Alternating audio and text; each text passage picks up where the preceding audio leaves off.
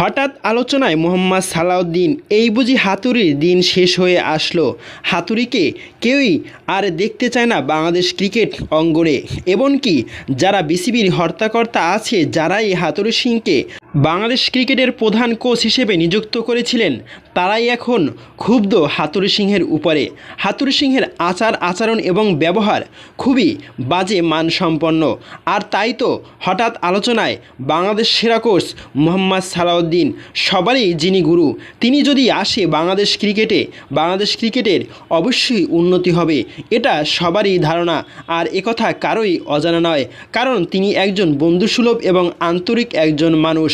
বিস্তৃত থাকছে প্রতিবেদনে। তবে বলে রাখা ভালো, পূর্বাঞ্চলে প্রস্তাবিত শেখ হাসিনা ক্রিকেট এশিয়াম নির্মাণ কাজের অগ্রগতি ও সদ্য শেষ হওয়া টি-20 বিশ্বকাপে ক্রিকেটারদের পারফরমেন্সের পর্যালোচনা, মূলত দুটি এজেন্ডা নিয়ে আলোচনা বসবে বাংলাদেশ ক্রিকেট বোর্ড বিসিবি কার্যনির্বাহী পর্ষদ। তবে মঙ্গলবার বিকেলে 3টায় মিরপুর শেরেবাংলা জাতীয় ক্রিকেট স্টেডিয়ামে বিসিবির কার্যালয়ে হবে এ সভা। অক্টোবরে ঘরের মাঠে হওয়া নারী টি-20 বিশ্বকাপের আয়োজন নিয়ে আলোচনা হবে বোর্ড সভায়। এছাড়াও কোচ মোহাম্মদ সালাউদ্দিনকে নিয়েও আলোচনা হতে পারে। ম্যাচ জয় হিসেবে নিজেদের ইতিহাসের সবচেয়ে ভালো বিশ্বকাপ কেটেছে বাংলাদেশের। তবে এবার বেশি 3টে ম্যাচ জিতেছে বাংলাদেশ দল। তবে এ 3 জয়ে 2টি আসে নেপাল ও নেদারল্যান্ডসের বিপক্ষে, যা একটা ছোট মামুলি দল হিসেবে আখ্যায়িত করা হয়েছে। কিন্তু সেই পচাশামুখী পাকারে কোচ চন্ডিকা হাতুড়ি সিংহের, তাদের বিরুদ্ধে জয় আনতেই হাঁসফাঁস বেরিয়ে যায় বাংলাদেশ টিম টাইগারের। তবে সুপার 8-এ জিততে পারেনি একটি ম্যাচও। অস্ট্রেলিয়া ভারতের বিপক্ষে গড়তে পারেনি বিন্দুমাত্র প্রতিরোধ। আফগানিস্তানের বিপক্ষে সেমির সমীকরণের হাতে নাগালে থাকলেও সেই টার্গেট তাড়া করার সাহস দেখায়নি টাইগাররা। মিরপুরে ক্রিকেট পাড়ায় গুঞ্জন রয়েছে, এই বোর্ড সভায় আলোচনা হতে পারে দেশের অন্যতম সেরা কোচ মোহাম্মদ সালাউদ্দিনের।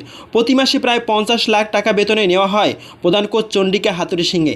কাজে সন্তুষ্ট নন অনেক বোর্ড পরিচালক এবং কর্মকর্তা এবং ক্ষুব্ধ ক্রিকেটাররা। তবে তার অধীনে পরপর 2টি আইসিসি বৈশ্বিক আসরে ব্যর্থ বাংলাদেশ দল। বিদেশি কোচদের পেছনে কারিগরি টাকা ঢেলেও যখন সাফল্য আসছে না, বিসিবি পরিচালকদের একাংশের চিন্তা দেশি কোচদের নিয়ে। ক্রিকেটারদের সঙ্গে বোঝাপড়া ও দেশপ্রেম নিয়ে বিবেচনা করে দেশি কোচদের নিয়ে ভাবছে অনেক পরিচালক, যা তুলে ধরা হবে এই বোর্ড সভায়। এদিকে মোহাম্মদ সালাউদ্দিনের সঙ্গে আলোচনায় আসবে বোর্ড পরিচালক খালেদ মাহমুদ সুজনের নামও। তবে জাতীয় দলের কোচ হতে আগ্রহী নন খালেদ মাহমুদ সুজন।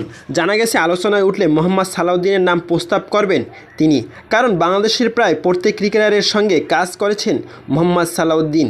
তাকে ক্রিকেটের গুরু বলা হয়। বর্তমানে মাস্কো সাকিব ক্রিকেট একাডেমির দায়িত্বে রয়েছেন বাংলাদেশের ক্রিকেট দলের সাবেক ফিল্ডিং কোচ।